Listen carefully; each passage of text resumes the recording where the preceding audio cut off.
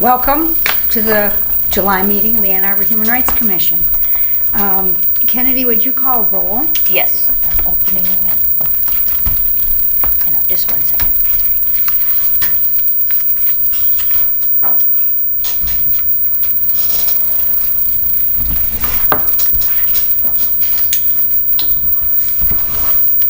Sorry, my computer.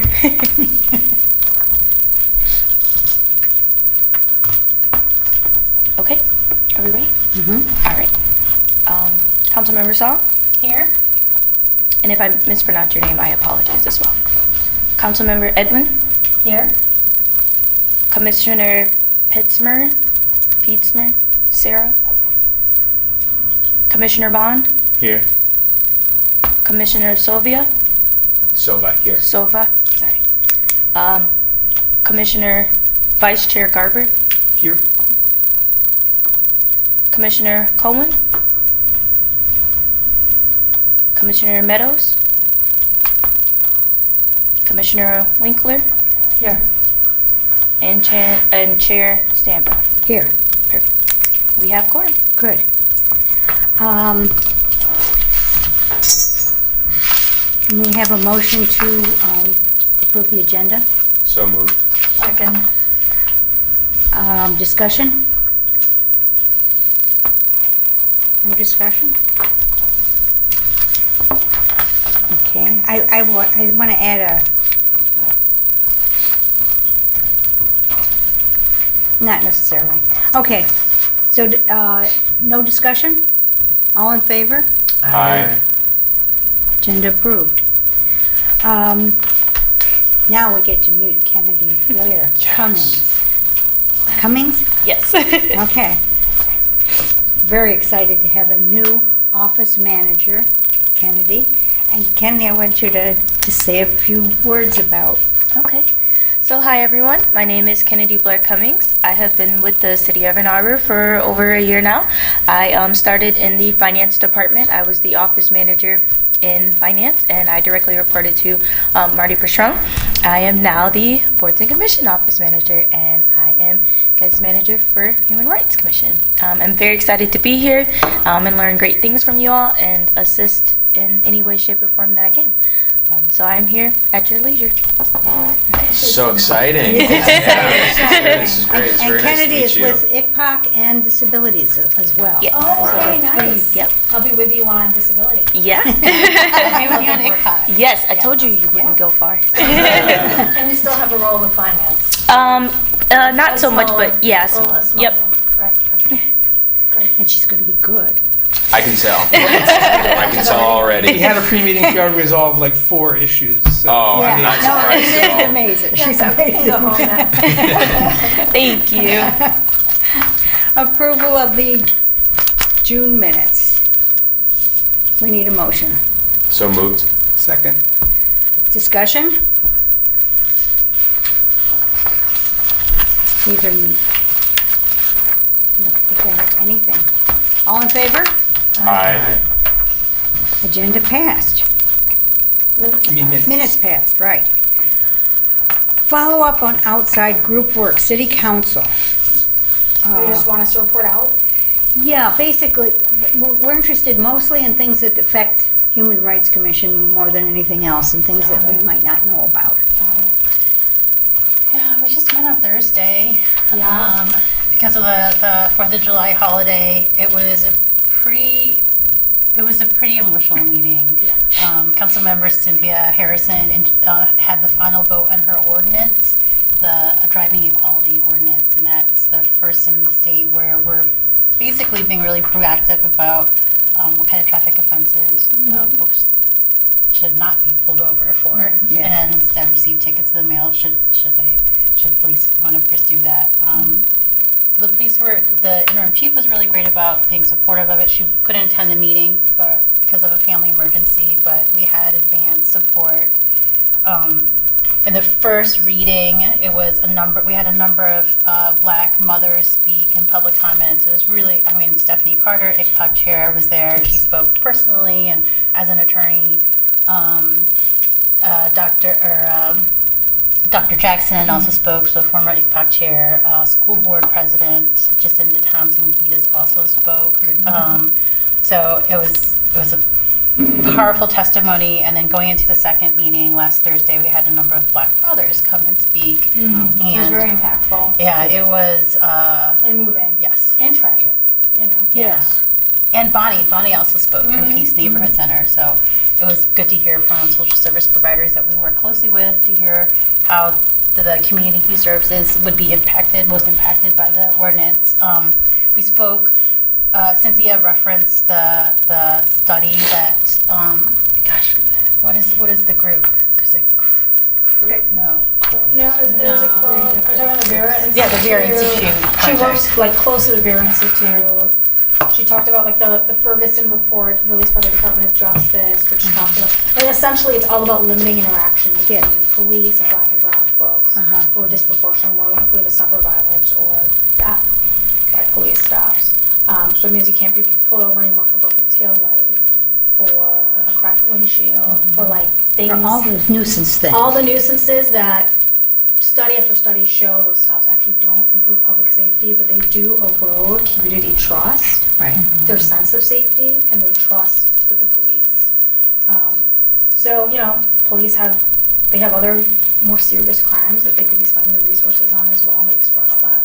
Yeah, and we wanted to, I think, emphasize the public health angle too. So Paul Fleming from the School of Public Health came and gave his comment on how this is all backed by research, and how, I mean, some of the stats that he cited, or I cited, I can't remember what was, I think half of all Black men under the age of 23 would be arrested at least once. And then here, and then I also mentioned a stat that Paul had given me 2 years ago, where we talked about unarmed crisis response, how death by police is the 6th leading cause of death for Black men, young Black men. So this work really follows the 2020 statement before I was on council, before you were on council, that council had voted on during the pandemic, which is that race is a public health crisis in the county. It also affirmed that too. So I feel like this trajectory of electeds trying to limit biases in public services and public government. And then the Vera Institute report that was Dr. Kevin Karpiak at EMU had worked on with Cynthia and a bunch of local folks. Elmer Wheeler-Smith led this effort, looking at all the traffic offenses in the county. I think we found out it was like Black folks were 2.4 times more likely to be pulled over than white folks for And all types of stops. Yes. They also showed high disparities with Asian males, with Middle Eastern men. With everybody. The highest by far was Black males. Yeah. But And that report, if you guys haven't read it, I would read it, because it's going to form and motivate the basis of a lot of, I think, our policy making, which it should. I agree. Yeah. No, I did have people read it. I did send it to everybody. This report. There's also printed out. I also Yes. put some copies. Yes, I you see so that. much. Thank you, because it's good to have I thought it was easier to read Yeah, printed, and I printed it for myself. yeah. So there was a unanimous vote Yeah. for it. Yeah. It went into effect immediately. Actually, I think the interim chief was a little bit proactive and already made a policy before the second vote, knowing that there was really no one, arguing against it. That was, I think, the biggest thing in the meeting. The biggest thing in the meeting. The biggest thing in the meeting. I mean, one thing that should be said is that we recognize that that's not going to undo our historic and ongoing harm against Black people in terms of public safety, equity, in all ways. But we're hoping this will be the first step in us really leading in a bold way, and making trying to set a precedent for other cities as well. Yeah.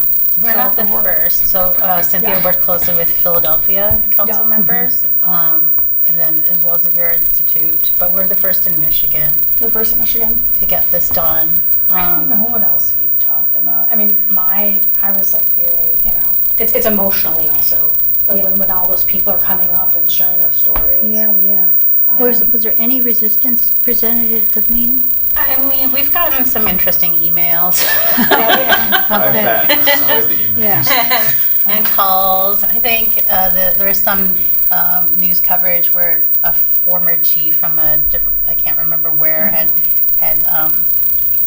kind of brought up some concerns, but this work was really exhaustive. Cynthia Yeah, she did had a really really committed good to job. Very good job. answering every question. Yeah. Yeah. I don't foresee any pushback really. I don't either. Good. Yeah. The other things we voted on, there was a report that came to council on the eviction prevention funds that we had allocated earlier in the year. In April, where we were worried about 100 families were at risk of being evicted. They were in hotels. So we rebudgeted $300K, and we have a report that it kept over 100 families. We were able to move them into more permanent housing, as well as provide eviction relief. Majority of participants, I think almost 70% were Black.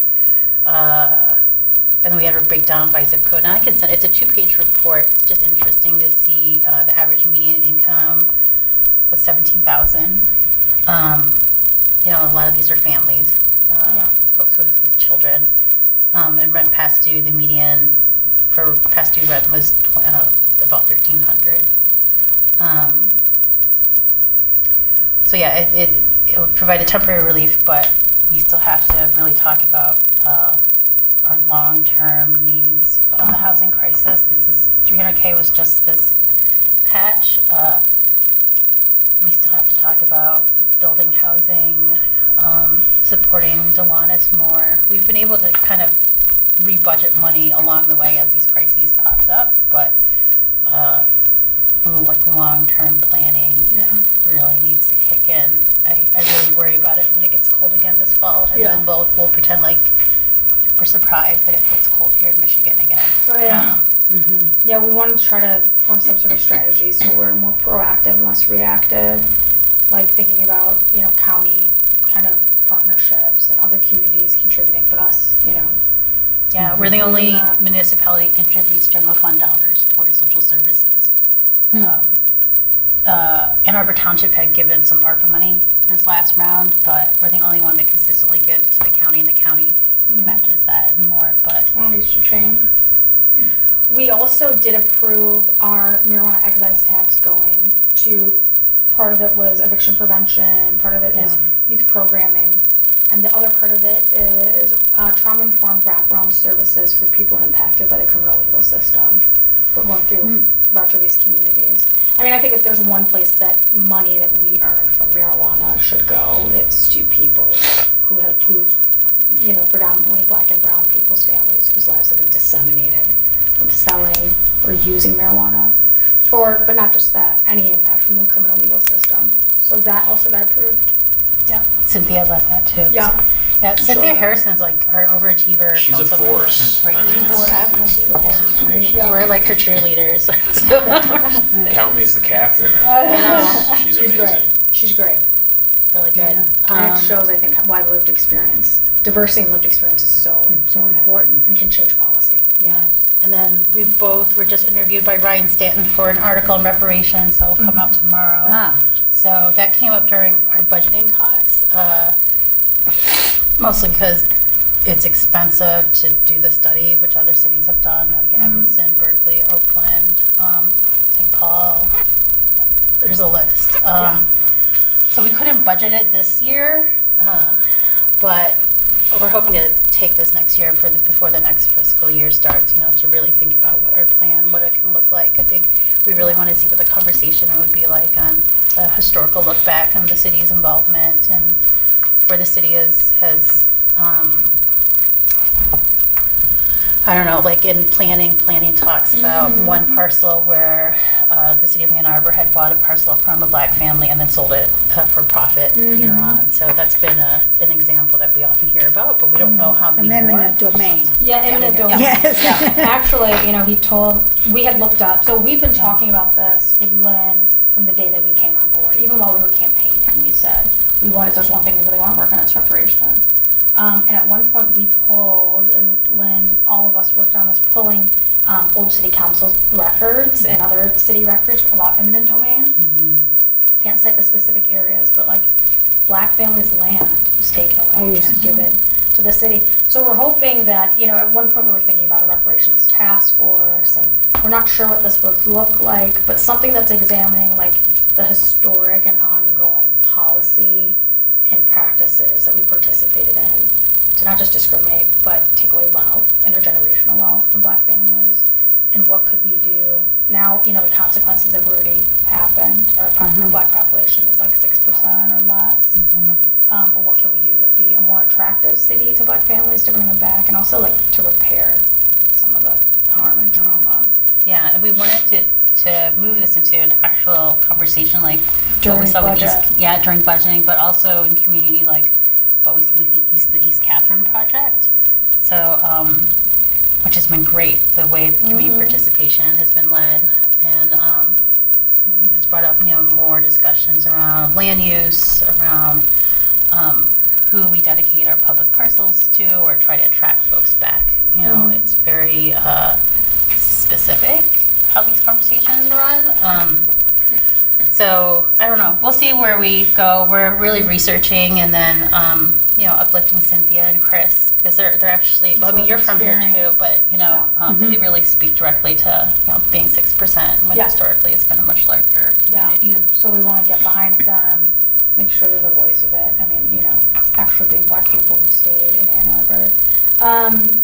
And we'll keep you all updated on how that moves forward. Yeah. We also, we made a decision during the budgeting season because we don't want to just give money to some remote consulting firm. We want to make sure that this is also led by black people and informed by black people in Ann Arbor.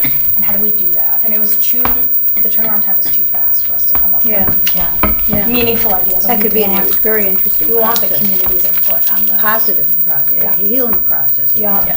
Yeah. Yeah. And it's a bicentennial next year. Yeah. So Aisha had some really Ah. good wins with this past budget cycle, and then state funding was also announced too. Yeah. So the city was able, how much money did the city get It was again total? $7 million. Okay. And it was for the solar landfill project, which is a city-based project to put solar, I mean, some of you may know about it. Some was towards our unarmed crisis response, which is now being funded, and we're hoping, we've had conversations, Cynthia, Lynn, and myself, about what if this could be a model for the state? What if the state begins to incentivize cities to do this, right? And then for Southeast Area Park, so, which I suggested that we do it, it got passed. So originally the city came to us and said, we're planning to redesign Fuller Park and we're gonna name it Bicentennial Park in honor of our bicentennial anniversary. And that meant putting millions of dollars in a splash pad, universal access splash pad, a sculpture park, sensory trails, and a community center. And I've, grown up in Ann Arbor, and I've grown up on the north side, and I'm raising my kids on the southeast side. And being on the southeast side, which is the most racially, ethnically, and socioeconomically diverse part of the city, I see how amenities are lacking. And also, it does something to children when they drive around and they see, ooh, there's a nice Gallup Park on this side of town, and Vet's here, and what do we have? It helps to create a sense of self. And also it helps to inform where kids understand they're pigeonholed. So I worked with, Derek Miller, who's executive director of Community Action Network, and they do youth programming. We thought about why a bicentennial park in an area like Southeast Area Park would be better. We proposed and it passed. And that park is surrounded by 5 housing voucher communities. It's in close proximity to the library. Ken has already said there would be opportunities for youth programming there. And it's the one park that's on the border of Ypsi Township in Pittsfield. And I think it's important that we be, a good partner to the region. And then I worked with Jeff Irwin to secure $1 million for that. So excited about that. But the most excited I am about that is, it's also gonna include a community center building. So this is gonna belong to the community, and they're gonna be able to have events and. Great. So I'm glad that happened, yeah. Is Southeast Park the one they also call Nike? Is it the one they call 90? Nike. I know. Nike. Is it Oh, on Platt Nike. and It's on Ellsworth. Ellsworth? Yes. Right at Yeah. Platt. Yeah. It's called Nike Park. Because Nike has, they take old gym shoes from Nike. I did hear and, about this from and someone. repurpose them, and then put it in the asphalt that makes up the park. I walk that park, that's the only reason. Wow. Yeah. Yeah. It's a few Mhm. minutes It from is my already. house. Yeah. So when it was first introduced and passed, the one charge that parks gave to me is like, we can do this, but we raise a lot of money. So we're lucky that we have equity-driven, state reps like Jeff and Felicia Brayback, who when I brought the reasons for the importance of this project to them, they were like, yeah, we agree. So Yeah. it's a win for the community. Right, exciting things. So a couple of things. You mentioned the 300K that was allocated for, Eviction avoidance. Yeah. Was that in partnership with Hawk? Um, Is Hawk involved, or the Salvation Army? So Salvation Army is not involved. So Okay. Salvation Army had the contract to run Hawk Mhm. until last year. Mhm. So it's the county that's running Hawk right now. Is that SOS or still county? It's OECD with SOS. Okay. So Because SOS used to have it before Hawk. yeah. So and it's the Salvation Army. it's both. I mean, I'm not too thrilled that the county is staffing up for this with temp folks. It really needs to be folks who can do intake. And that's partly why we were in the situation we were in April, which was when agency social workers went to the hotel to do assessments. They estimated about 30% of the families wouldn't have been hoteled if they had done the assessments earlier, meaning that the folks who did the assessments were able to find alternative ways for folks to be housed, like living with or staying with extended family, finding bus passes, transportation, just trying to understand, what exactly is going on. Have you actually been evicted? Are you in the process of being evicted? Do you understand your legal rights? Do you have access to, so there's a couple things happening. HHSAB, the Housing and Human Services Advisory Board, meets tomorrow. That's the city-county committee that works on this. We're taking a look at a couple pockets of funding that's coming from the county, but the city can have say in on this too. And there'll be an alert that Washington Housing Alliance will be issuing tomorrow too, on advocacy, because there's a proposal to zero out some county fund money that would have gone to affordable housing. I think it's over $1 million to go to other work, and agencies are pretty excited, not excited, upset about it. Yeah. So we keep getting into the cycle every 6 months where the county wants to do something interesting and innovative, but there's not a lot of innovation in homelessness. There's just not new ways. It's budgeting and political will. WHA is really the leader in SOS too, and trying to figure out how we can not get in a position where we have to do these allocations so often, because we've been doing like $500,300 for about 2 years now. And so if I understand you correctly, it's the county and SOS that's kind of managing that? Yeah. So I used to work for the Salvation Army when they had Hawk. Yeah. And they partnered with the county and also United Way for funding. And then they would serve the Delana Center for individuals. They did a number of things. And the county was still involved. Barrier busters, a number of things. And so disappointed to hear that that's not continuing, because we partnered with the local court system, and specifically Judge J. Cedric Simpson, for rent prevention or rent assistance and to get into housing, or eviction prevention. And we literally went to the courts to assist individuals who were being evicted. This was all pre-pandemic, so just kind of disappointed to hear that it's kind of devolved to this. I mean, so Washington Housing Alliance and the service partners meet. I mean, they keep tabs of what the eviction docket looks like, and it was the judges actually came to the county at one point and said, it's really bad. We've had hundreds of people, so sad. Get it together. And we did what we could on the city's end. I mean, things have been kind of difficult since before the pandemic because of the funding partnership ended with the three entities, United Way, Ann Arbor Area Community Foundation, and the city that would all give funding to the county OECD to do this work. And then Teresa Gelati, who was the director, also left in December. So they're still hiring for that position. So there's just some leadership woes, donor woes, and then the same problems. It's like the problems haven't changed. It's the scale has changed because of the pandemic, but Kind of we're all exacerbated. trying to pretend like this is a new issue. I don't It's know not. why. It's not. It's the same thing. Folks who are living in an expensive city, whose kids are in public schools, who work in the city, and are just trying their best, you know. So they have ties here, and we just they're not guests. To your knowledge, is there any effort for either this, not so much the city, but the county looking into what other communities with some success, maybe not so much in other areas, tiny housing? I mean, there's, where did I see this? I think Grand Rapids, and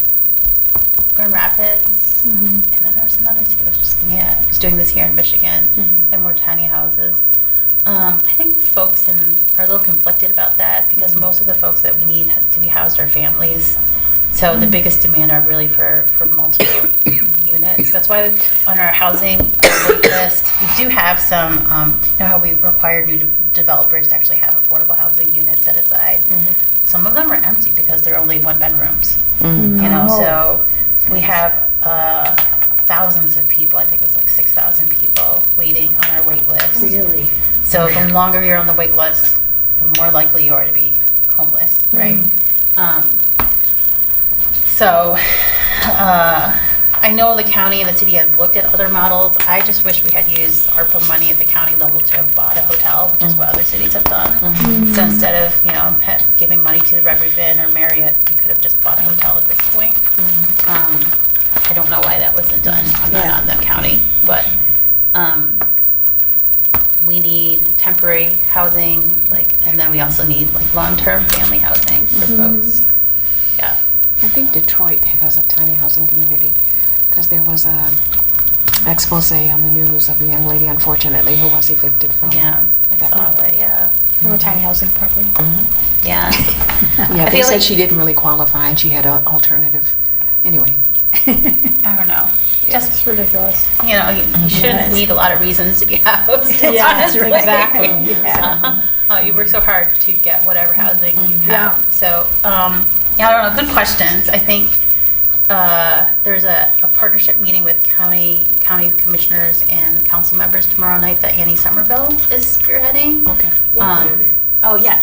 Yeah, Annie's fantastic. She's the best. She's really, really good. So I think we're trying to move the conversation a little bit away from staff and administration and trying to see what we can do more closely with agency providers who are doing the intake and they see everything firsthand. Because not everything really squares out on an Excel sheet, you know? Yeah. So, yeah, we're still really worried.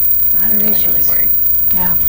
I want to bring us back Yeah. for a minute to the subject of traffic stops, because that is something, that it's all human rights issues, I mean, but this is something that is also a human rights issue. I don't know how many of you have had a chance to read the traffic stop data report, or the ordinance that I sent out. But I've got some questions and some things that I think the Human Rights Commission ought to be involved with and ICPOC ought to be involved with. And I talked with Stephanie Carter, and she was very excited that we might have a joint group that looks at some of these things and keeps sort of monitoring progress and maybe irons out some of the day-to-day issues about this, because we will both maybe have some day-to-day issues about them too. Yeah. They're very exciting and very important. It's a very important ordinance and an important beginning, but let's make it good. Are there people here who would be interested in being part of that joint group? Brandon? Brandon and Judah. Judah, good. Okay. I will. That's what I tell you. ICPOC will have a community meeting on the ordinance in September, so that will be a big event that Stephanie really wants a community response to it too. I think it's the that'll- 26th, or is it the 16th? It's the 26th. 26th. 26th of September? Okay. So if folks want to come to that, that would be a good opportunity to kind of get a pulse on the community. I think what we really want to think about are next steps on what enforcement looks like. Yes. And what kind of reporting measures that we can ask for. So like knowing that folks are pulled 2.4 times Yeah. more often, you know, what kind of goals should be set for our police and how often should we get reports On from like them? accountability. Yeah. Absolutely. How many tickets are mailed? Do you know if there is an agreement that the rest of the data for this report be processed? I know there have been some questions about whether they would be allowed to be processed, and I think it's important that they are. Yeah, I mean, so we're also in the middle of trying to search and hire for a new chief. I don't know what the timeline is on that. I don't know either. Yeah, I should know, I'm sorry. But they're good questions that we can ask now for our interim chief in the meantime, and also prepare for, you know, when we start interviewing. I think that we had over 20 candidates who are interviewing for the spot. Yeah. So yeah, I feel like it's a cultural issue, a Yeah. cultural and a policy Issue. discussion. So I don't think it's promises that we can make as electeds. It's I think it's something that we'll also have to have the chief talk to with the police union. Yeah. Well, it's important that we have follow-up data on this, I think. So, You know, I wanted to mention real quick, one thing that I want to share is I helped the city to create an accessibility coordinator. yes. So it'll be someone who, it's not just someone who does ADA compliance, because I think a lot of people think that, but understanding accessibility in all various respects. So when a constituent calls, is an older adult person with a disability or someone who's just vulnerable and marginalized, and is there an access issue happening? They're now, that job is posted and they're Oh, good. hiring, so I will email it to all of you, so please forward it to other candidates. Yes. And cities that have, you know, either staff or program specifics to accessibility are actually, they're healthier, they have better outcomes. There's a whole study that was done on it. Yeah. That was- And it's And it's something really, yeah, it's something that we we'd be should, very interested in, Yeah. too. yeah. Okay, facial recognition. We had a pretty short meeting. Was it just It was yesterday? productive. I can't believe it was yesterday. Wait, I think it was Monday. That was It was Monday. Monday. Monday. It was Today's today. Wednesday, It was yeah. today. Yeah, I'm just- look at us. Yeah. It was 5 minutes ago. I think it was very. I think this is the most substantive of an update we've Yeah. probably had in about a year. Yeah. Essentially, it was all of us plus representatives of our legal team, the police department, and essentially we talked about the associated language that we would like to see, and the TLDR is that there's a new draft that is going to be worked on. Is quite obviously the summer months, so there is not a strong timeline, I would say, but I would say around the fall time, we're hoping to have new language that we can bring to HRC. Also, too, we would love to first, draft a resolution in support from the Human Rights Commission, send it off to council as well, just so we can have that, response. And so many of us have been working on this for quite some time now as well. So all good news, I would say. I'm very excited for the new language. There was no resistance in terms of our goals and everything there. I hesitate to say, the specifics of the language that's being proposed just because we have not yet seen it. Yeah. But it's more of the same. Yeah, the chief is really confident saying like, it's not currently being used now. I can, she has no plans to, and it'd be easy to put it into policy, be explicit about it, and we Yeah. walk through the differences between resolution versus an ordinance. So we went with resolution instead because there's really no practice to correct, like there's no ordinance for it.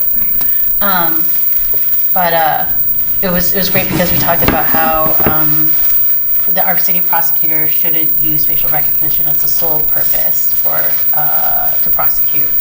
And again, we'll be I like saying that we're the first in the state. I always like being very being the first competitive. is great. Oh, yeah. I've got to win that title. Yeah. Over and over again. But this is long in coming, and it's really great. The city staff said that they actually think they can probably have a draft next month and then come up to council in September. So they're kind of ambitious about this because they feel like a lot was already in Love that to see first that. draft. Yeah. Yeah, So so. city staff is writing the resolution, not. Attorneys or, ordinance. we'll add, like, Yeah. whereas. I didn't know is. they ever did a resolution. I knew they did the ordinance, but, okay. Yeah, they're, All right, they great. don't mind, and they've asked us for input, so if folks want to add language, you know, they'll pull it together and Yeah. we can tear it apart or go with what it is. I don't know, we'll see. But it sounds like we're on the same page on what our 100%. expectations are, Yeah. what we like to see modeling Massachusetts. And then I sent some links out to the group before we met, and I'll just send it to the rest of the group too if you really want to take a look at. It's been a year or 2 years since other cities and other states have put facial recognition bans together, and they've had reports and evaluating it, so, That are promising. yeah. You know, also, Brandon, and you probably want to share a little bit, he helped to highlight how it's both a, you know, it's a racial discrimination issue, but also other marginalized communities, immigrants, those with disabilities, The trans population. as trans well. population. Very dangerous for that. So yeah. So I reached out to the School of Transportation, Public Policy, Technology and Public Policy, which Molly Kleinman is overseeing, and I asked because that school had interns working for Detroit Disability Power who did a whole project on this, and I said, "Do you have data on this?" And she sent me a bunch of papers that I'll forward to all of us on how it affects different populations. So just to say, I'm glad you raised that because it is very much a real intersectional issue, right? Oh, yes, and privacy issue. Privacy issue. Yeah. Yeah, it's shocking. Yes. Okay. Complaint, huh? Did somebody? Okay, complaints. Judah? We've got our first complaint concerning protection of the use of the county ID that KEDA is handling. I don't know where that is at the moment. It's in Kita's. KEDA's Okay. handling. Yep. Okay. So there's, This one had to do just specifically with buying alcohol. And that took us to the state law, Okay. which does have some vague language, which seems to pretty clearly show that the entity that refused the county ID as proof of age shouldn't have. So it may just be an educational thing, hopefully. But it's a large corporate entity, so it gets a little tricky. yeah. We'll see. Well, that's good though, because Yeah. sometimes we have to fight large Yeah. corporate Right. entities. Right. And education is a part of it, Yeah, right? sure. Think about who It is is. going to help to provide this education on all of the issues that we work on, community Right, education. Right. That's Yeah. right. I think is enforcement's contingent on community education. That's right. This And one seems pretty community, clearly an education issue, to me anyway. yeah, It's just, and once they're, I From hope what it you is. saw. once they take a close look at the statute, they'll come around. Yeah, you should. There is one other complaint pending, which is probably not something that we have jurisdiction to handle, but just, yeah.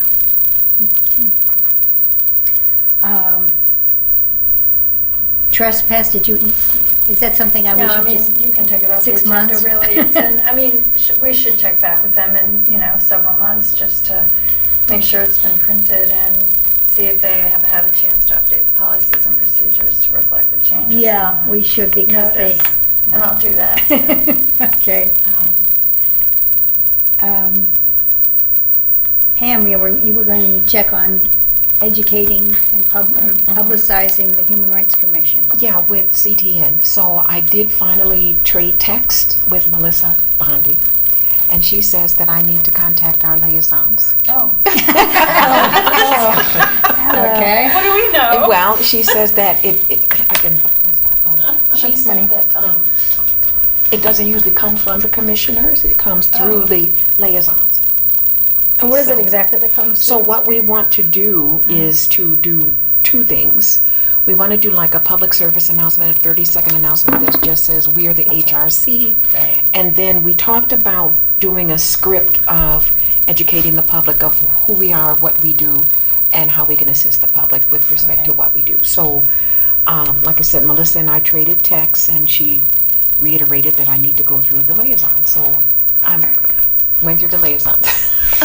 I guess it's just a matter of, I don't know, but I'm guessing it's just a matter of you all, I don't want to say Knocking on that approving door it. and asking. Well, when I first mentioned it, I just kind of put it out there and said, hey, CTN, if you're listening. But didn't hear anything back from that. But I don't know, other than, you know, what she shared, and that was we had to go through our liaison. So I am putting it out there. Okay. We can ask. She did say she was going to send me an email, and I didn't have it, but Okay. yeah.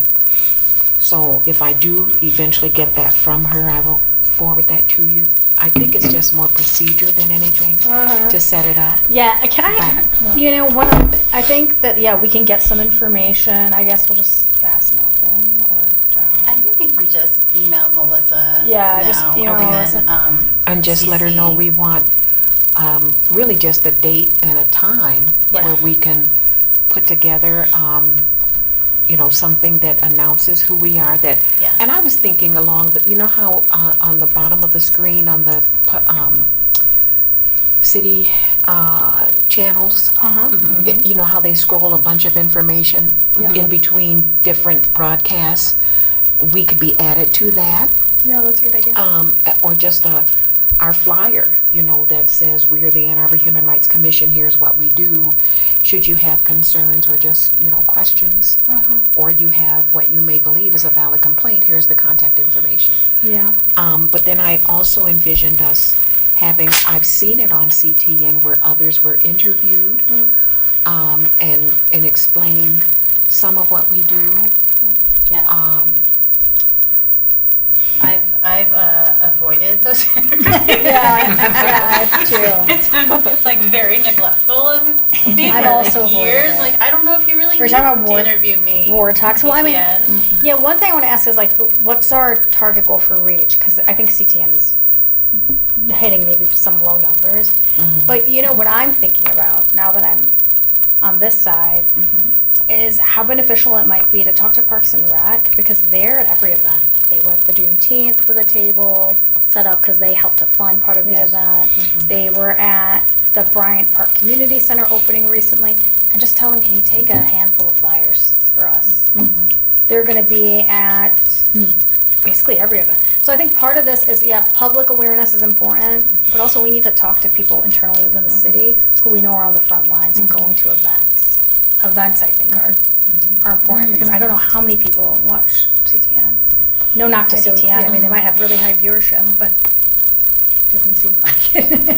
Well, yeah, probably it's a certain age demographic. A certain age and Probably racial not the age that demographic. reads the Asian racial information. demographic. Yes. So do you think that's a good idea to talk to Parks and Rec? We can ask. Yeah, We public can service, public works folks. You know, what Yeah. would be some good? Maybe Office of Sustainability Yes. Innovations. Missy's pretty And out there. Josh, yeah.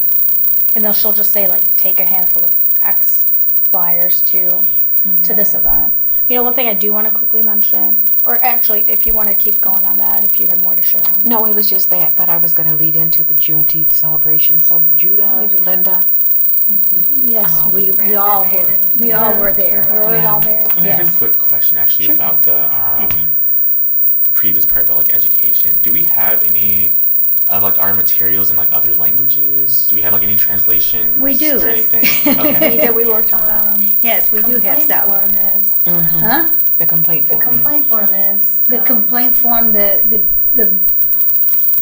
you have a copy of the? This is left over from Juneteenth. Right. The most recently revised We have a- version of our flyers. Well, but not been the old, translated. the old one is in a number of different languages, including, Yeah, probably needs to be updated though. probably needs to be updated, but it is there. Okay. I just wanted to ask just to make sure like accessibility wise to think about all How those many different. languages do you speak? You know, I'm getting up there. Duolingo is getting real angry at me lately, but No, but seriously, if anybody has contacts, because we could just give them our new one and the old one, and they could probably easily. Because I would say the university, I know our language resource center, they have, it's like a language bank or something, and they specifically support like nonprofits and other organizations for free to do like translation services. Oh, So that's awesome. I That's a think good that would be resource. a good Okay. one to go At the through. University of Michigan? Yeah. That would be a good Appreciate That would be a resource. good resource. We Information got resource. translated into Mandarin and simplified Chinese. Yes. Through a community group. Was that it? It was so many years ago. I don't No, that was actually translated locally. Oh, it was by from the someone city. from- That was by the city, by the but somebody city. translated it into French, somebody, I That do was not the think it's in city, too. Spanish, which seems like a more logical language. Yeah.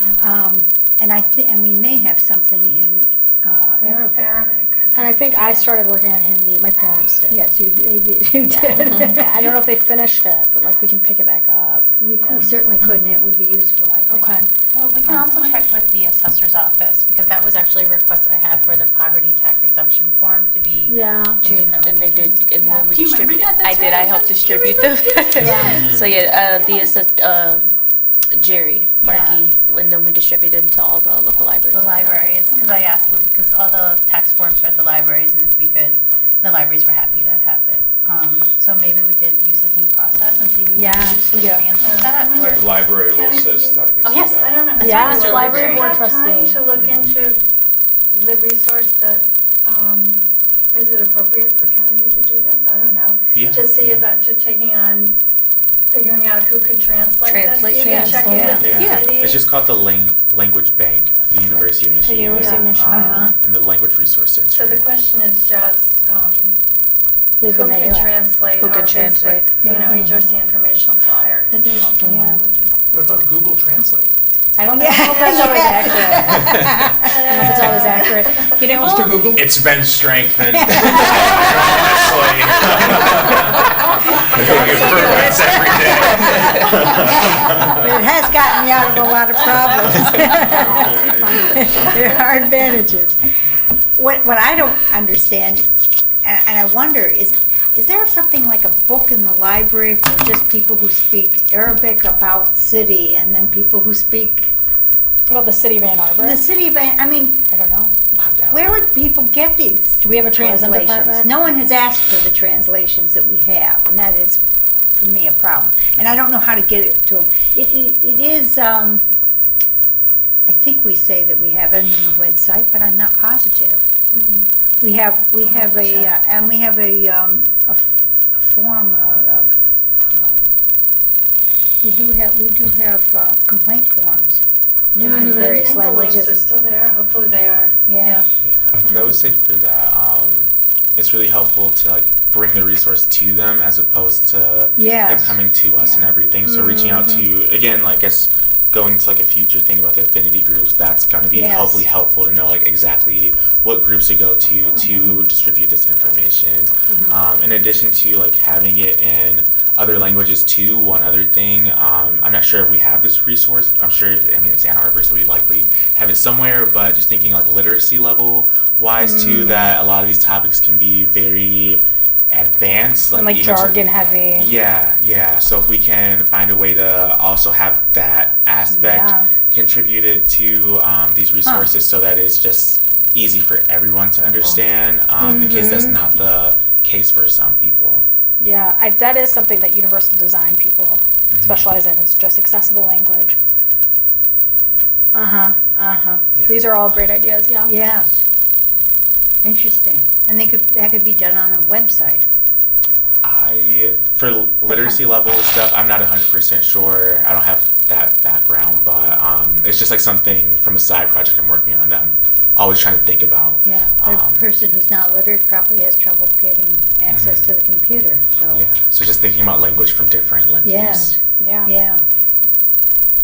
So I think maybe then starting with the complaint form and asking like the city assessor's office, you said, you did the poverty exemption or extension application, like who can translate it? And then maybe later having a larger conversation about city information in general. I have a feeling we would ask the clerk or something. I think they would know. I don't know. I don't know. I was thinking maybe a video on the website but you'd have to be smart enough to get onto the website. or literate enough, or even English. Yeah, I think Fluent there's just like enough. multiple ways if you have like different platforms and stuff, Yeah. just to again meet people where they're at and everything. Yeah. That should hopefully Totally. work. Okay.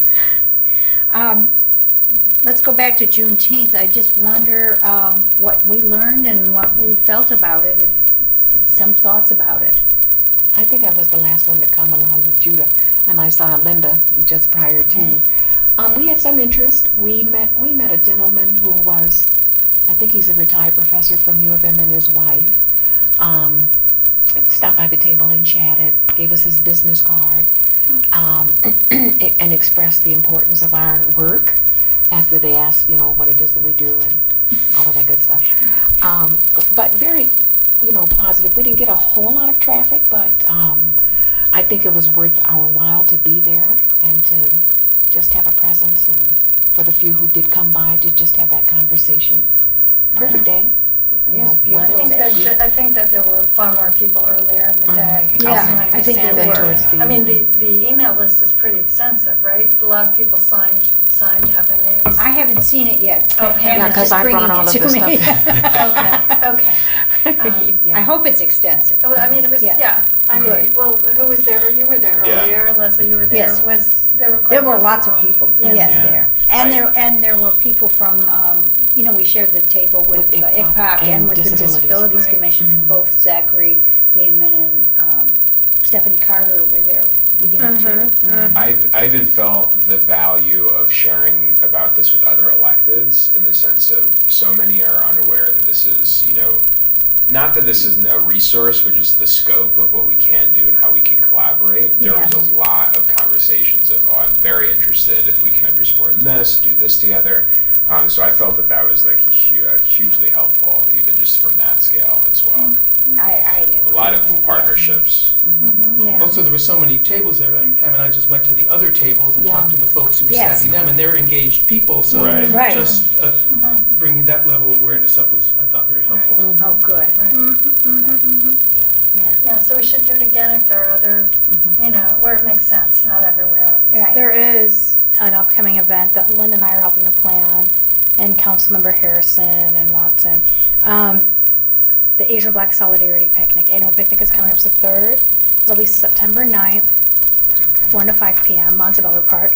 I can share the flyer. Time moves so Yeah, quickly. please. I feel like I was just. I was gonna say, I feel like I just walked in there with my newborn son. September 9th, what was the time? I'm sorry, September 9th, 1 to 5 p.m.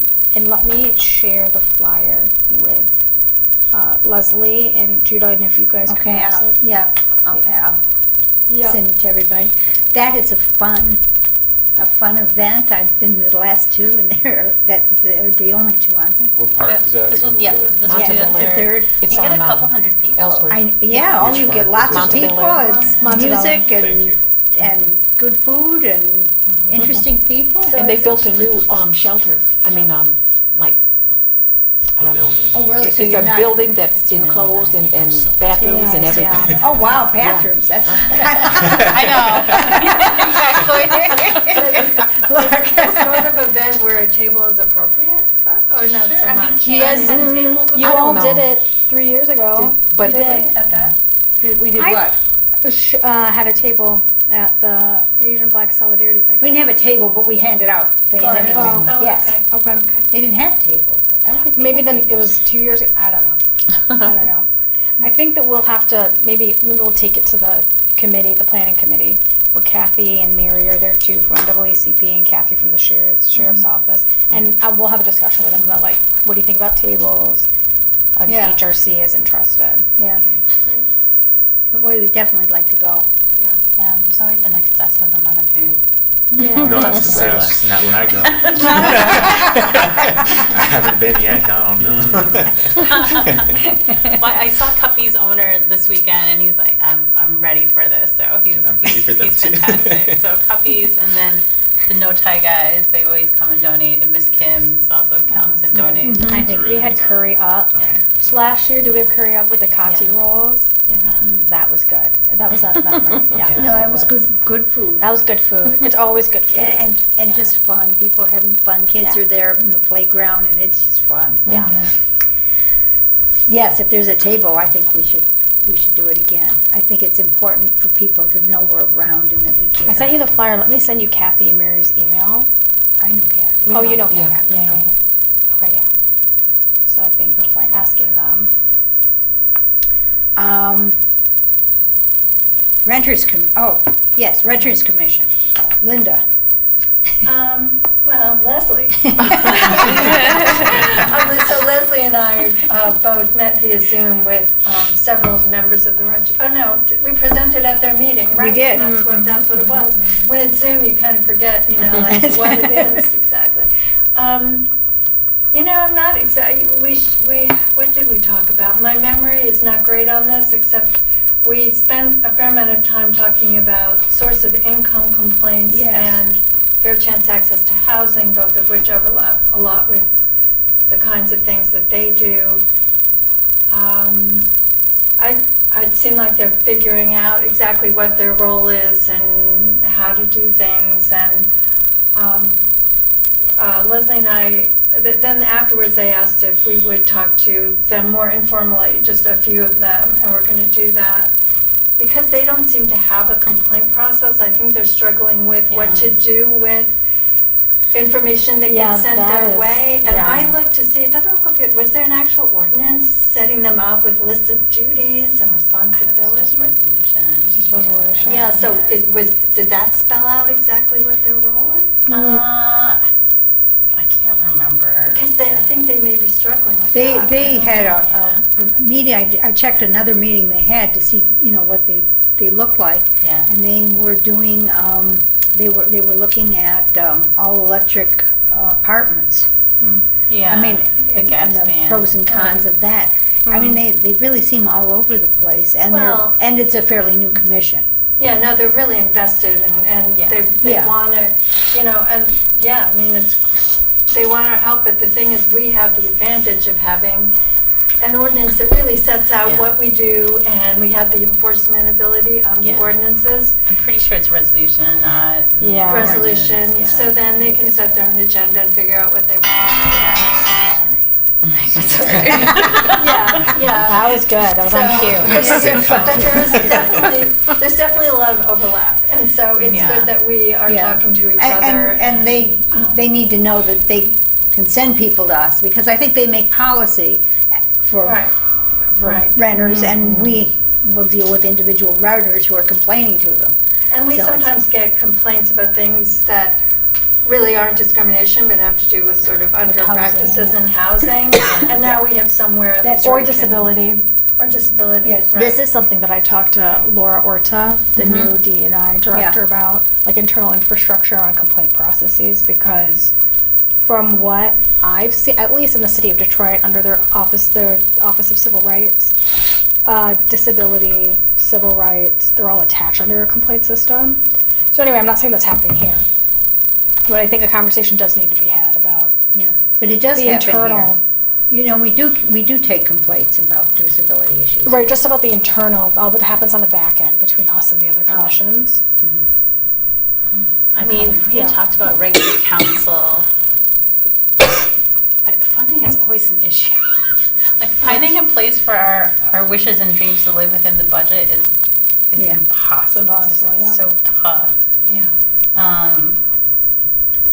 Well, I don't know that this is a money issue at this point so much as them No. figuring, at least what I gather. Yeah. Well, a lot of committed, wonderful members that are, interested in doing good work. But I mean, if they can commit to a budget cycle, then hopefully that will tighten their timeline. You know what I mean? Like if they can get their priorities set so that Travis, I think, is their liaison. And there's another council member, right? Cynthia. Cynthia. Oh, Cynthia, Yeah, I yeah. don't think she was there at our, Yeah. when we were, Yeah. I mean, that just helps, I think, Yeah. motivate city staff and then liaisons to commit to a timeline. Otherwise, you just talk about the same thing. Well, not the same Over and thing. over. It's just hard to Yeah. actually get movement, I don't think, Yeah. until it's in the budget. to staff it, right? Like, I think that's the thing. Oh, like, they we don't have any, oh, no, there was a woman. That is the issue, yeah. Oh, there was a woman who Yes, was there at is the a Zoom woman. meeting who was wonderful, actually. That's right.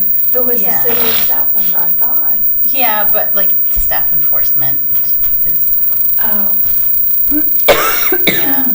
yeah. Okay. Yeah, I think, because I've heard that there's some capacity issues as to like where do complaints go before they, I shouldn't say before they die, maybe where do complaints go? Yeah, Um, right. Complaints Yeah, to so, I mean, whom? they'll figure it out, they're brand new and, you know. Because they don't have the, Right. they're not They need mandated to take figure it out. No, but there are places in the city that can send people, Right. and there is a complaint process in the city if your landlord isn't, you know, Right. things aren't up to code and you need it, you know. Right. So these are resources, and their website is already very good. It has a lot of, Yeah, and resources that on alone it. is useful, so. Yeah. Yeah, Yeah. right. Anyway, so we had our first conversation and we'll have Oh, more no. conversations. So we'll have more to do with them, and we will get more information, and probably work out more about who does what again. So Zachariah is great. Yeah. Yes, Yeah, that's Zachariah is wonderful. really great. Yeah, great. Yeah. Yep. yeah. Open position, I just want you to know that we've got 4 applications, and we went around, everybody read them, and we all agreed on one person. I'm going to interview that person Okay. soon. She didn't write back to me, but I'll talk to her.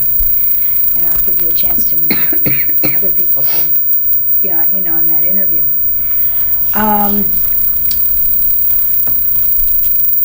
August meeting. Bless you. Both. Yeah, 'cause allergies. I'm Both, freezing.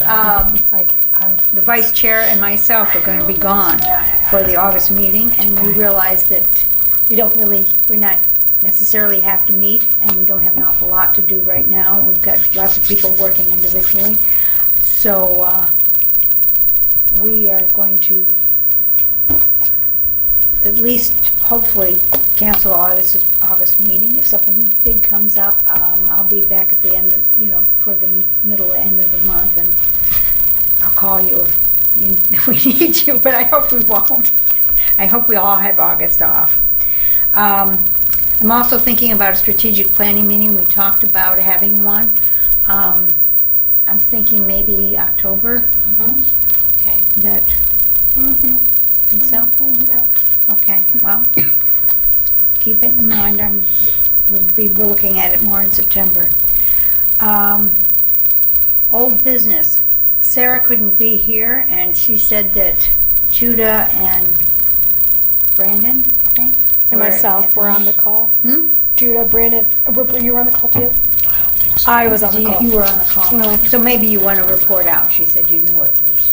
Judah, if you wanna, I mean, I was there for the first part of the Oh, call. that's right, that's and right. we talked about legal issues around gender neutral bathrooms and signage and so forth. And, the city is, there's going to be a statewide building code ordinance. change. And so these things are, as the attorneys advise, these are statewide regimes that you don't really want to deviate from them locally because it kind of vitiates the whole value of having a statewide standard. So we want to wait until that is passed and issued, and then, Okay. it's interesting, we talked about Ann Arbor being first, but there are pluses and minuses for being first on certain things where you could end up creating a reaction that undermines what you're trying to accomplish. So anyway, we're going to wait for the statewide ordinance and move on for that, at least as far as gender neutral bathrooms. It's gonna be a building code change at the state level, Right. and it's happening. So they said, like, instead of fighting on a case-by-case basis, when the state precedent changes, it's not precedent, it's a building code, then we're planning just to do it in a full suite. I brought up the attorneys potentially looking into installing changing tables in gender-neutral, both male-female bathrooms. 'Cause I see it as a real equity issue, and as a young mom, and my husband is taking care of the kids, like, it's It's real. Yeah, So they said they're gonna look into that, and I'll update all of you. I have seen some more of that. I don't think it's because of I don't that think it's big conversation enough yet, yet. but Yeah. we'll work on it. Yeah. And at the state Good. level, it was going to be sort of permissive, not mandatory. And so that was the question. We were hoping to be a little stronger than that, but that may or may not be doable in the face of a state ordinance that's permissive. And So there may or may not be state votes for it. it looks like, it looks I good. think It it's looks like gonna, it's happening. yeah, it is happening. I don't know if we talked about the shield law that I the wasn't there attorneys. during that. Yeah, I think you left, you weren't there. About passing a law to protect like physicians who are doing gender affirming yeah. care from lawsuits. I think that may have been tabled because Travis wants to be involved, Councilmember Radine on that work, so it's gonna be discussed at a later date, but there is plans to move on that as well. Would that have to be done statewide, or could that be done citywide as well? I think that's a city thing, but I'm not entirely sure. Yeah. We'll have more information, I think, when Sarah's back. We also probably ought to talk to somebody at U of M Hospital. She has. She Sarah has. has been doing Good, research. Like, she reported back to us what the state's policy is on gender affirming restrooms or gender neutral restrooms. It was really interesting. It was like for every single sex bathroom, you also have to do a gender neutral one. I don't know if you were there. It was interesting. She did her background in research, but the university functions as its own thing.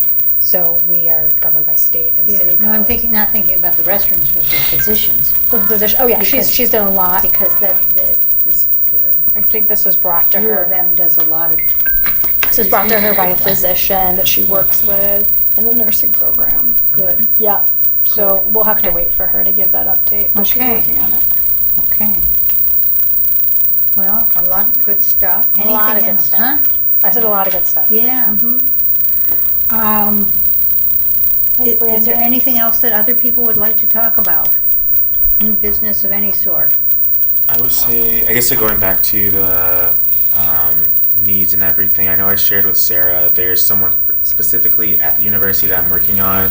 I guess, I don't know, bathroom's just like a really popular project right now, but Yes. at the university I'm like working on a project with them in relation to like just inclusive bathrooms, so including like the disability aspect for space for personal care assistants, adult child changing tables, multi and single-use gendered restrooms too. So I think she was able to connect with her, and hopefully, I don't know, she had like a whole, She's doing her library of like knowledge and everything. So hopefully that will be a good connection Yeah. for those steps. And then in relation to the affinity group spreadsheet, there's not much to share on it. It's just that people can add to it as much as possible. Feel free to use the other tabs. So for all the groups that you know about, you can just add it in there. It should be like pretty straightforward of just the name of the organization, if there's like a physical location for it, if there's social media platforms, just add those links, a brief description of what they do, and then if they are on our listserv or not.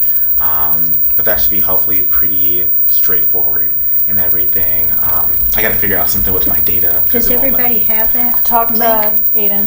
Yeah, give me some. Aiden, Give Google. me some. Yeah, I'm a space. data guy, for And this is like I'm at max and I can't edit feel like you're anything coding out, it. so I don't know what I can delete at this point, but sure. We'll talk. Aiden figure will that work out. on it, don't We'll worry. talk, absolutely. Just give me your account and He's hacking into your system as we speak, that's what he's Oh, I'm doing. in. I'm in, yeah. Does everybody have a link to? You did send it, we should have it. Yeah, we did, okay. Is everybody gonna get it? Or you don't need a new one? I mean, if you sent it, I can search for it. Okay, it should be. Yeah. I'm sure it's like in one of the previous emails. I'm trying to Yeah. I'm sure it is. But if you want people to do it, you might want to have it right in front of their faces. Okay, I can send out a follow-up email. Okay. Anything else? I just have a quick question.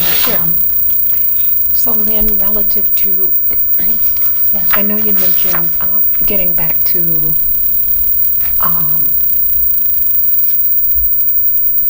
the city allocating the monies for homelessness. Yeah. You spoiled us, Aisha, when you had your students do work. Yes. So I'm wondering if the students, if we couldn't access School of Social Work again, and have the students do the work that would then give the requisite research that council would ideally, if they do as good a job as they did when you had them work for us, then surely they can do the exact, if not better, in reference to homelessness that would then ideally factor into any budget discussions and have that so that it's not the surprise every year, oh, we have a homeless situation. So I'm just wondering, because we've utilized students in the past. And we have agreed to do it in September, so. It won't be with me, because Right, I can't do that anymore, but with Dr. Shanks, Yeah. she's doing it again, Yeah. she told me. So since we've utilized that resource, I'm guessing I would like to see that be utilized in this endeavor so that it's not this major surprise. But how would you like to have annually. it done? I don't know whom it is that we contact at the school, to enlist the services of the students. Yeah, let me just back up for a second.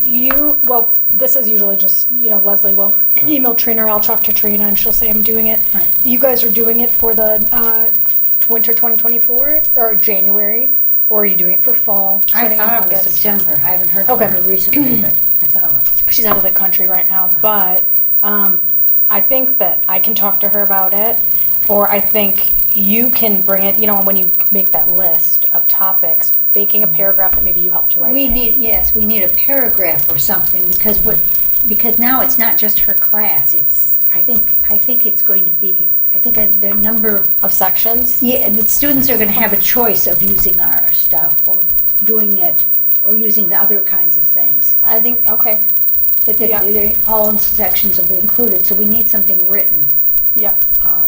that is It's just a prompt that says like, really brief. the kind of information you need to have in this report, the kind of questions you Actually, need. that needs to be more specific, Yes. actually, otherwise you get, and this Yeah. is something we could maybe even ask Lynn Lynn for. can. Yeah, Yeah. because if you don't, I worry, sometimes True. if it's too broad. Right, we don't know. we Lynn has really all need this specific information. questions, like what are other cities doing and what successes have they had, in trying to do X, Y, or Z. I think, I read HUD regulation, which is probably like normal people don't Don't read. do that. A lot of us. So, and I know that Portland there are does. ways to move the research work to students who could actually write reports on it. I think my worry is that I just don't want to frustrate students, because I feel like a lot of this is really at on the counties. And maybe it's a better conversation with Commissioner Justin Hodge, who's also at the school social work, and trying to figure out what the gap is on the commissioner end, because a lot of this is from the county administrator and some commissioners who are just trying to be innovative and revisit how funding works. Funding doesn't work unless there's more money. I don't know how to say that. We're asking agencies to do more or work differently while competing for the same pot of money that they need operationally. Yeah. So and they're asking for like cultural change and leadership and makeup for a lot of these providers, but which are boards are dominated by retired wealthy white folks who can fundraise for them, right? So it's hard to motivate leadership change within these institutions unless there's additional money from philanthropy or something to incentivize them. Otherwise, right now it's like a competition for existing, to actually continue operations. It's hard to do a lot of that at once at the same time, because like I'm on Skillman's board in Detroit, and we give $24 million a year for Detroit area youth. And then in the past, when the foundation had motivated structural change, anti-bias, anti-racist work in leadership in a lot of these organizations, it was separate monies that were offered to get them and consulting to do better capacity building. That's so hard to do that with public money. It's like near impossible to do it. So I feel like we have all the information we need. It's just whether we use that information has been the big question, and how we prioritize money. Because Ann Arbor has been really aggressive in trying to make sure that we not only contribute, I wouldn't say like our fair share, but like contribute what we've consistently given despite the partnership ending. and more from ARPA money. And, although only Ann Arbor Township gave ARPA money towards homelessness and social service agency funding. IPSI and IPSI Township did not, right? So it's some pointing fingers, and I don't know if students can point more fingers. Yeah. How about they refocus their efforts? And so, if I understand you correctly, it's a lot of people competing for the same dollars. Yeah. So, I recall when I did work for the Salvation Army, the director would apply for grants and would get them. Yeah. So the refocus that I'm thinking of is that they apply for grants or identify other resources that don't compete for the same dollars.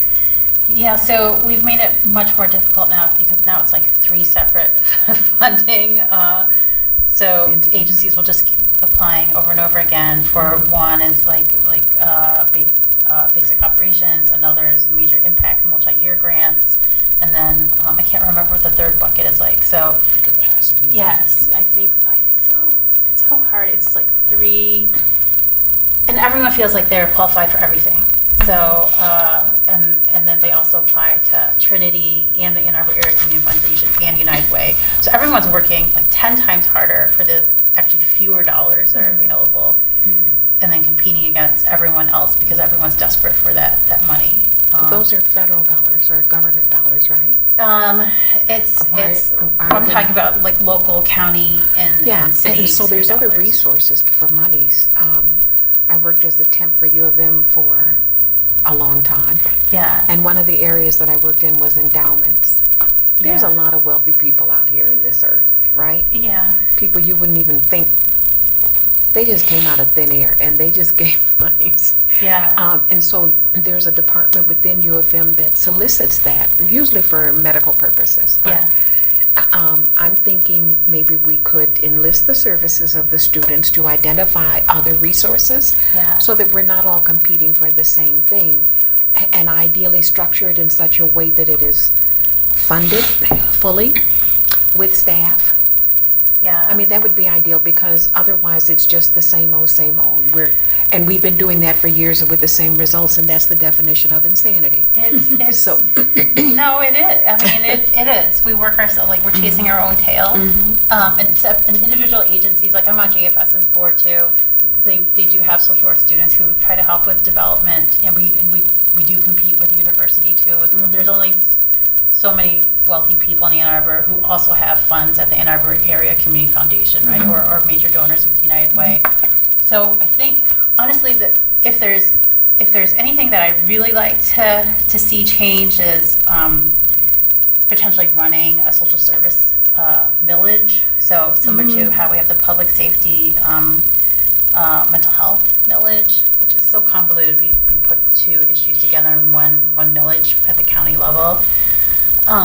And then we also confuse social services with economic development. So the Office of Economic and Community Development is figuring out grant proposals and figuring out whether agencies are productive enough and qualified enough, while also trying to figure out how to approve county, federal HUD funding for development. It's a lot for one office.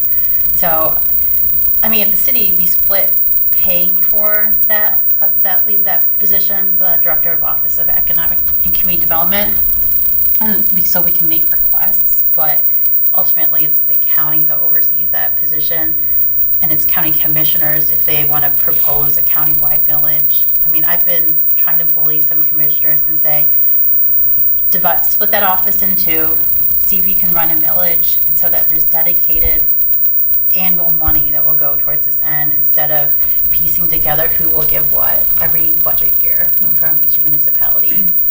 I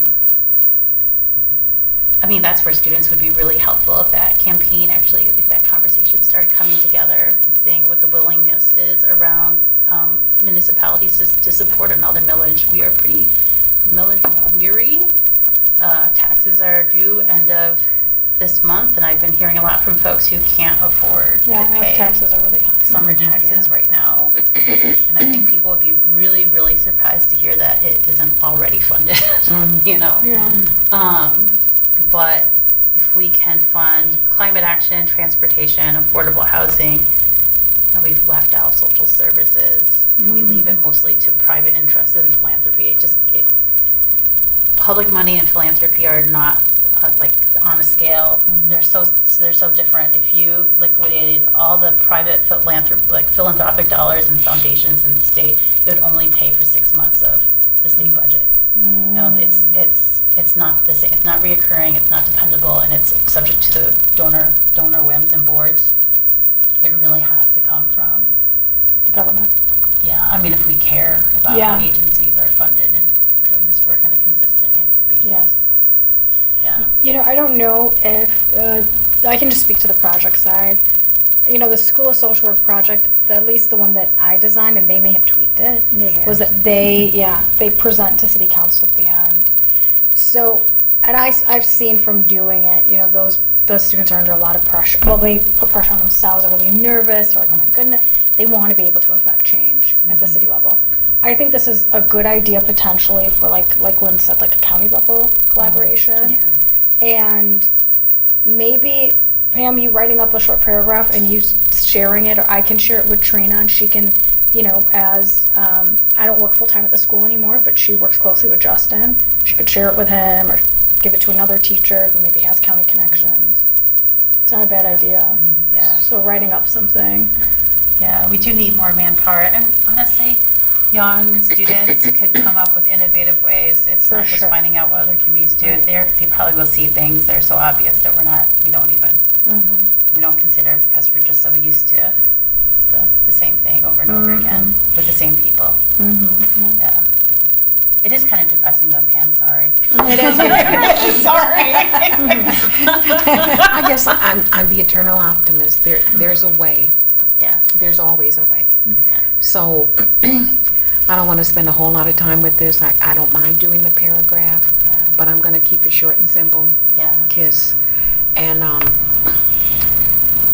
run it up the flagpole and see how it flies, right? Yeah. But if you want to Can't pass hurt. it on to Trina, yeah. Yeah, I can pass it on. but I and just I'll want do the it. data about the monies that were Yeah. allocated so Yeah. that we can include that. Yeah. And then just charge the students if they're willing to come up with a way that it can be fully, the homelessness issue can Yeah. be fully funded. And, Yeah. and identify, I That's a mean, large, larger I scope. understand that, but all I'm asking them to do is to research all of the potential Yeah. revenue streams that could come through. Yeah. Right? And the ones that seem to be most promising that we Yeah. could ideally apply for or at least solicit. If we don't try, we certainly won't get any. Yeah. But also, like, look at, so, I mean, some of the things we've looked at is, you know, how homelessness has been zeroed out with veteran populations in different cities, you know? And that's, you know, federal monies, federal work, but it's a model that exists, you know, if we can zero out a pretty sizable population of homeless folks. Even in Ann Arbor? Yeah, I mean, the VA is really good about making sure folks are housed. So there are For those that ways. want to be, there are some that Yeah. don't. When, I know that the county, I think it was 1 year, they do an annual search of all who are homeless because they need to document that to substantiate the federal dollars that Yeah. they receive. Yeah, And they know where people are, even if they don't want to be recognized or found, right? yeah, But the intent 1 year was to ensure that every veteran who wanted to be was housed. The next year was focusing on other homeless persons. I don't know where that went, but the point is the effort was at least engaged in. I know because I had to document the data. yeah. And so I would just like to see something more definitive and solid that's concerted, that it's not just talk and it's not putting a Band-Aid on it and it's not, you know, there's so many ways that we could at least try. And I Yeah. really just want us to try. Yeah, We do too. we're doing things like little by little, by like the marijuana money really going towards wraparound services. Because wraparound services with the county mental health public services millage money that we get as a rebate to the city, that's about $800,000 a year. Previously, that was split into like 3 priorities: pedestrian safety, affordable housing, Sidewalks. and climate action. Yeah. But now we've kind of massaged that differently, and we're trying to do what we can with what we have. It's just never enough. It's never enough. And I think this is also, never enough, yeah. There's enough smarts, enough resources Yeah. of people involved in this program that if it was easily solvable, I think it would be already. There's a lot more politics, I think, involved. Therein lies the problem. And Yeah. bureaucracy and limits on. I feel like we should just say sorry. I think that's the real issue. Sorry, Pam. We can read HUD regulations together. No, thank you. But yeah, it's tough. Like, just one last thing, if I can. Jennifer Hall had presented 2 council meetings ago about how we are funding public parcels and building affordable housing. And like, we are not exempt from market forces. We do not exist separate from like the demands on how much labor costs, materials costs, supplies costs. So right now, each unit that the city is looking to build will cost about $400,000, with through using 11 streams of revenue, state, HUD, private, whatever we can get. And even that is shaky, you know? Yeah. So you can just imagine what agencies are up, you know, Avalon, Ozone, everyone's chasing down these dollars, and then we on the city are trying to build in partnership with them. But it's partly why I presented that resolution to see if we can bond out the affordable housing revenue that we get, and just see if we can get cash upfront more quickly, and just kind of stay ahead of costs. And if we can't stay ahead of costs of building, then maybe purchasing parcels in the townships or something, just so that we have options later on when costs come down. But yeah, it's rough. It's super It's rough. not good. I'm not a financial person. I'm a social worker, so I don't know. We'll try everything, I think. Yeah. You know, I think you should also talk to Jennifer Hall, Yeah. the executive director of the Ann Arbor Housing Commission, because she can give you a lot of information. She is really great. She's looking for, I think there's openings on the Housing Commission board too. Yeah. Should you feel compelled To serve on multiple commissions. We've got folks who are serve on multiple boards. I know. 100%. Again, sorry.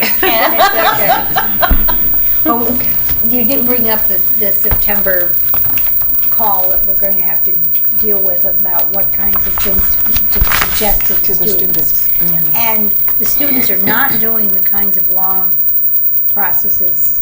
They're not going in as in-depth as they did before. The stuff they came up with last time was really, they didn't write a long paper, for example. Oh.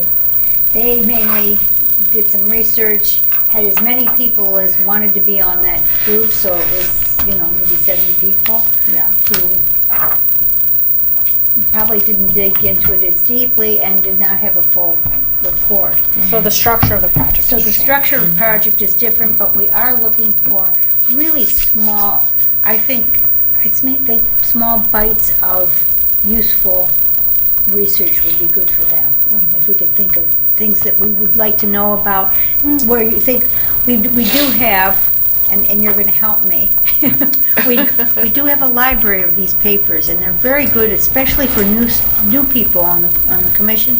But even if we decided to tackle homelessness, for example, or there are a number of different topics of interest that these students have worked on, it sort of give you a good basis Yeah. for where we, and it's it's free for them, and it's very inspiring for them to do, and it's free for us.